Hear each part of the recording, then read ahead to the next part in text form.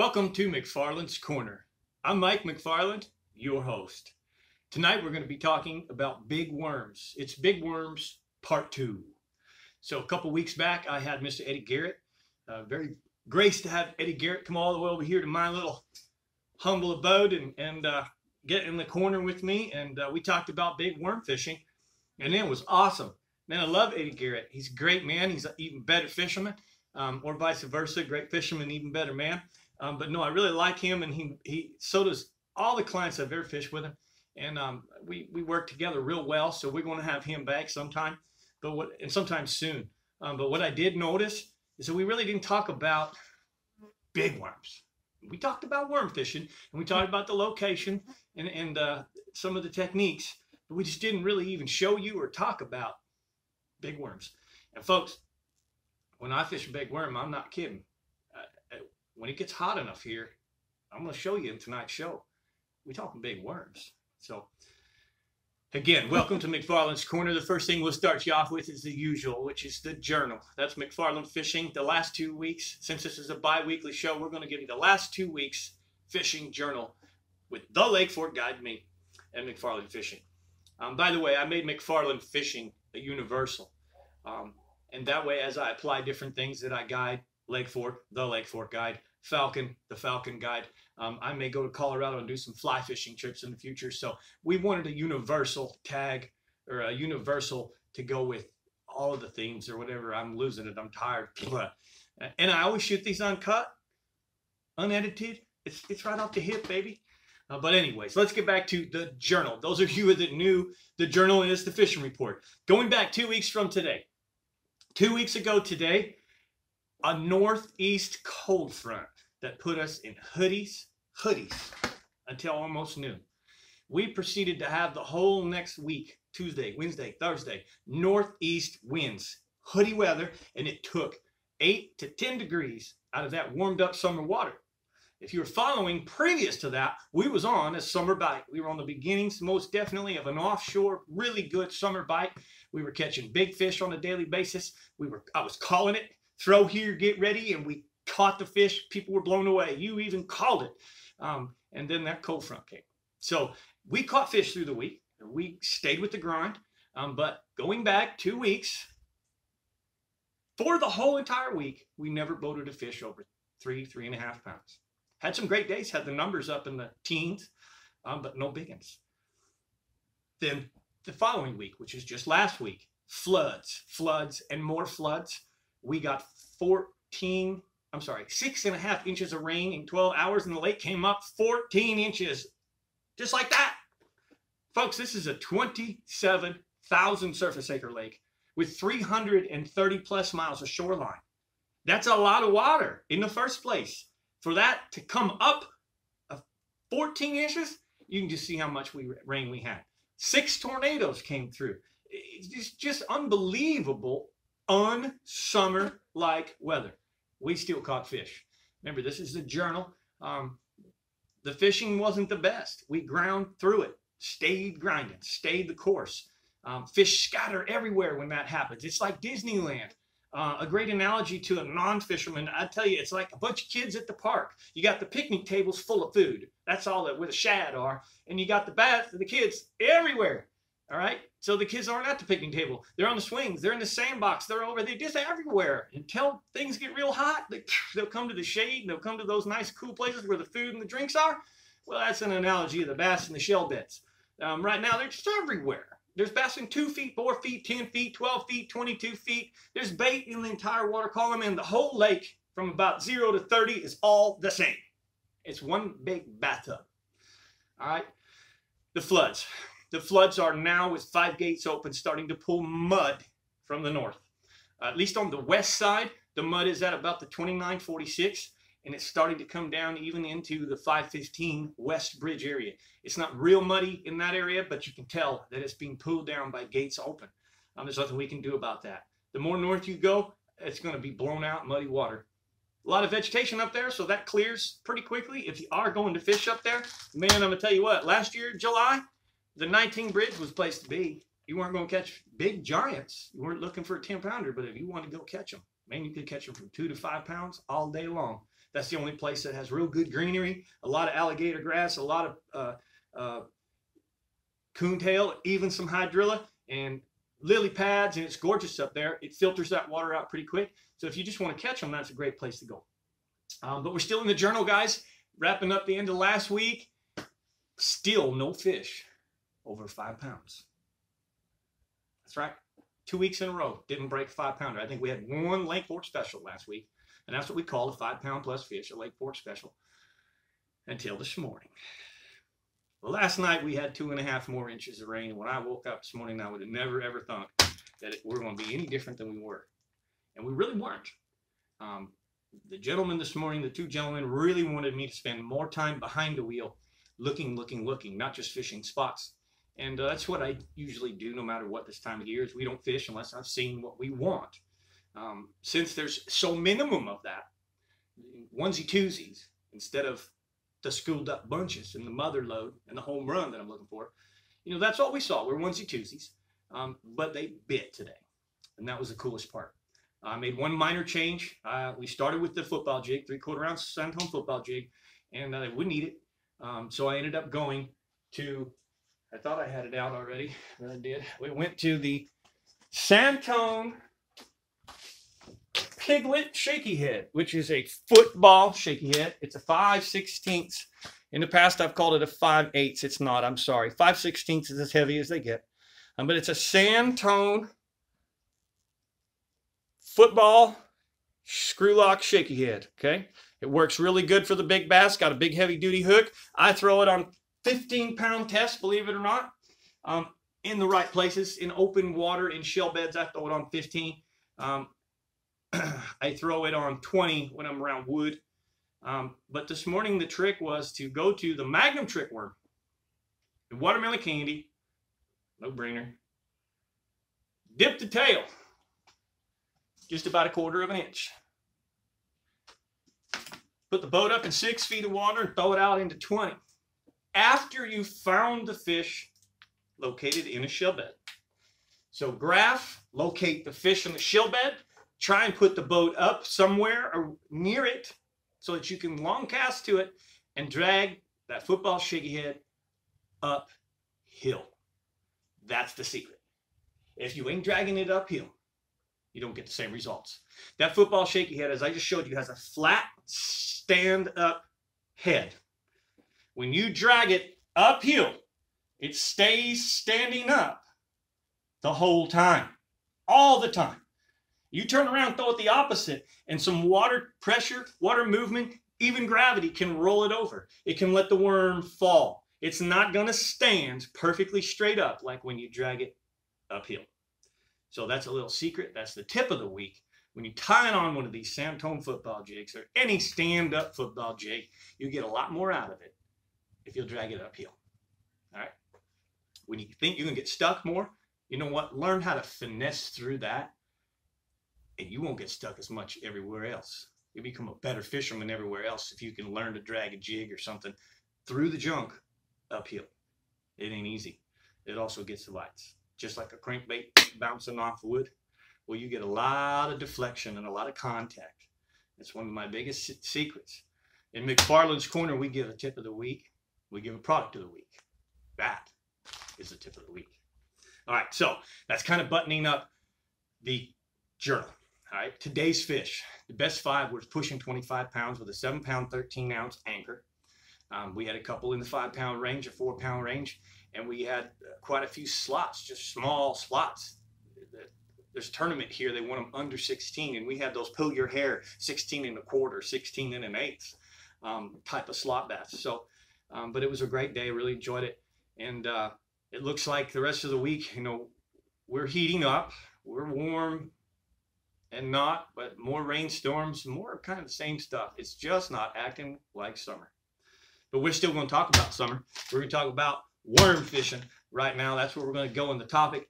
And that does conclude the last 2 weeks fishing with McFarland Fishing and the Lake Fork Guide. That's the journal. So, fishing fork. You know, I've been fishing fork for 6 seasons now. And I wanted to share, kind of convey something that I've learned and I've recognized even the past few weeks. Let's go back with February and the spawn. If you know anything about bass, there's always some bass that come up to spawn and they don't care. It's not 60 degrees. It's 54 degrees. And it's your early fish. It's your biggest fish. It's your most mature fish. It's just a small amount of fish. But they come up and don't care. Once they've moved in, that small amount's in February. And it's almost like those particular fish are more calendar to date. They're not keying by the weather or the temperature of the water. And temperature of the water is what 80%, 90% of most fish are waiting on. Temperature of the water incubates the eggs, gets the fish ready. These fish don't care. They're going to the shallow water. They're going to get the sun, hit them when it's shining. They don't care when it's not. They're committed, and it's like, my analogy, it's just like they're on a calendar date. Well, I'm getting ready to talk to you about big worm fishing. And I always had a measure here, certainly here, all my life in the summer. I've had a measure as the water begins to get hot, upper 70, 78. You have the bluegill spawn, brim spawn, they're meeting the jig. And then it gets 82, 84. You've heard me talk before about 84 is when I finally break out the big worm. And I start with just a 10-inch worm or a magnum trick worm. The magnum trick worm, not a regular trick worm, the big trick worm. So, as it gets hotter and hotter and hotter, by the time the water gets up to upper 90s, that's just a regular trick worm.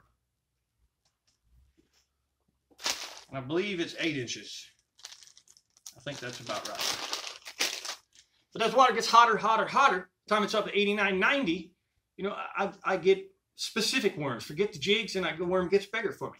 And that usually, the reason, two reasons, is the water getting hotter means late summer, midsummer, late summer. Everything in spring is growing, growing, growing, growing. By the time I get to late summer, everything's kind of grown a lot. So that's also why I increase the size, because everything's growing. Small in the spring, bigger in the fall. Bigger in late summer, bigger in the fall. Some more good information. Anyways, so what I'm trying to convey is that I just recognized, even on fork, not just the spawn, there are a substantial amount of fish that are calendar to date.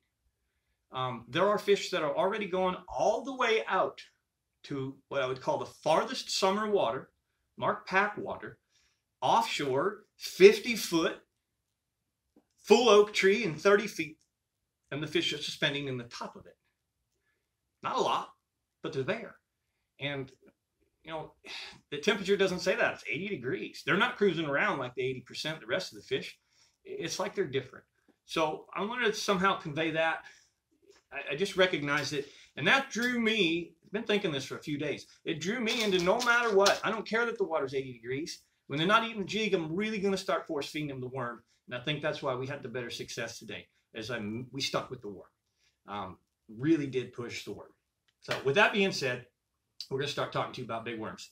I just showed you one of my favorites. The most favorite one that I have, or two, is a magnum trick worm. And I use 3 colors in that. That's it. Okay? Watermelon red magic.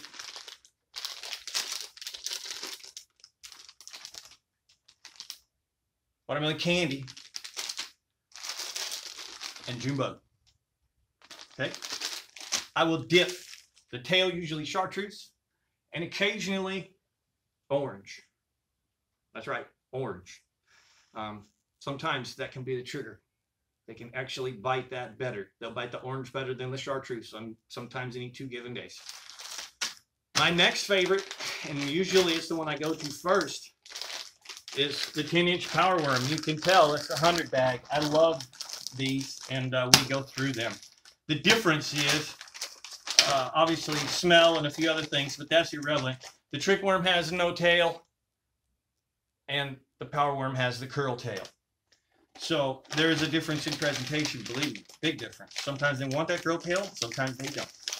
So my starting big worm is the magnum trick worm and the 10-inch power worm. As we start getting hotter and hotter and they progress, I get to a bigger worm. My next size up, in essence, is a 12-inch worm. And I go to power bait again. Power bait makes a 12-inch. My colors are real relative. I do like the plum, 100%. I love the plum and the power worm. And I love, the blue fleck. It's hard to beat. Even in the middle of summer, that's a hard beat color. But I'll go to the 12-inch. It gets a little bit hotter. By the way, occasionally I'll do the old monster in there too. You can't leave out the old monster. All right.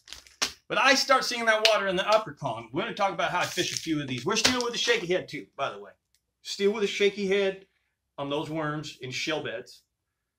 And pegged Texas rig like Eddie and I talked about in the wood. 3/8 ounce tungsten, pegged 6-odd hook, 6 or 7-odd hook through the wood, shaky head in the shell beds. Okay, so 12-inch worm.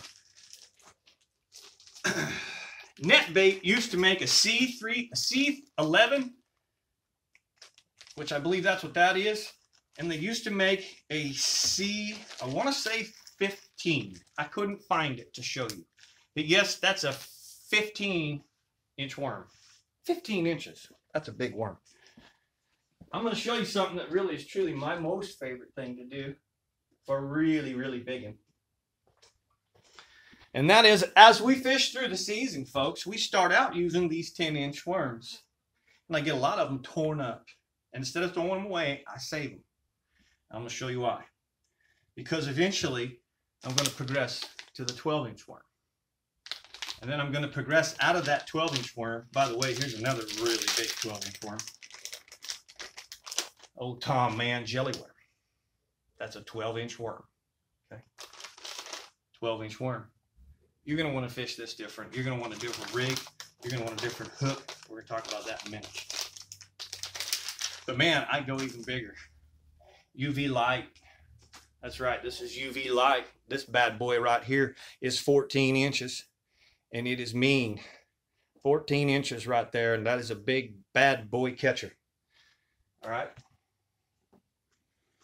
But here's what I like to do. I'm going to take one of my 12-inch brand new worms.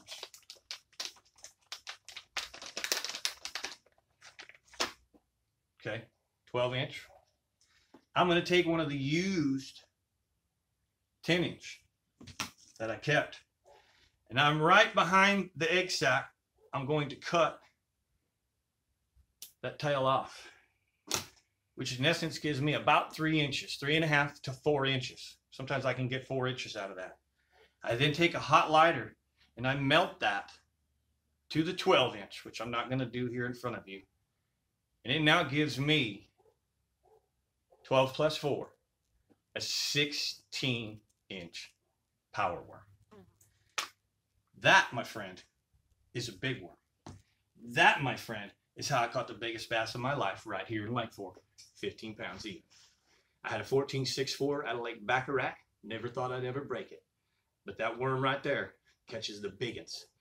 Other worms, big worms, catch big ones. You're not going to get a lot of bites, and you best be throwing it in the right place. You're almost better off to get behind the wheel and look and look and look until you see the fish you want to catch and throw that isolated 1, 2, 3, 4, maybe 5 casts to that spot and give it a break. Come back, do it again. You can find that home where that big girl lives in the summer much easier than any other time of the year. And once you found her once, she's going to be there. She's going to be back. She may leave. But you found that home, you found that bedroom, and you can throw those big, big worms. Texas rigged, 3/8 ounce tungsten. Here's the final close on the talk on the big worm.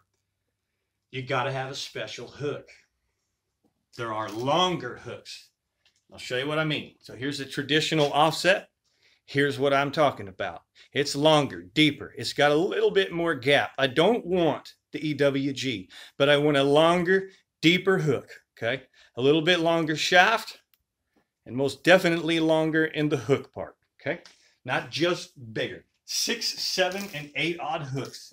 Those will cover the worms that we talked about tonight. Everything to 10-inch, run the shaky head. I do. After that, I don't. The reason is a lot of them fly off. It's just too much worm. Doesn't stay to the screw lock. Even if you glue it, it flies off a lot. So, and I go to the Texas rig when I get to the real big worms, and I let them eat it.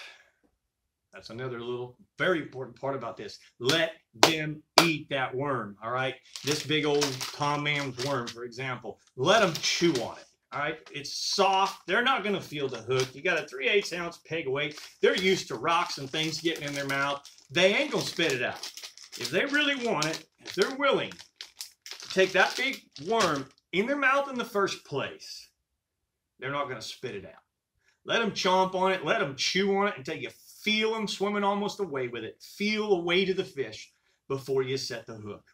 Then I usually do a big hook set, a big, long, stinging hook set, high rod, load the rod, maintain loaded rod, and even a couple good surges in there. I don't want a hook set.